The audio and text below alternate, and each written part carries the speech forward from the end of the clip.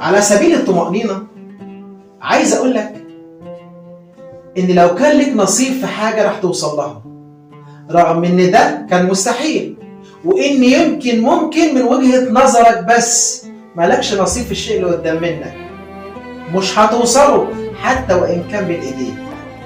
كن على قناعة تامة إن كل شيء ممكن إن يخرج من تحت إيدك ومن تحت سيطرتك مهما كنت مسيطر عليه، وإن اللي أنت شايفه مستحيل بعقلك وقلبك وعينك عند الله سهل تحقيقه.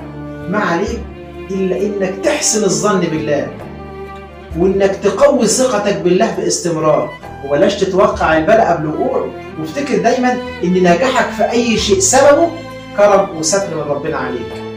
قبل اجتهادك وقبل أي شيء تاني قول الحمد لله في السراء والضراء، وهو هيتكفل بكل أمورك ويديرها، هو الله. السلام عليكم.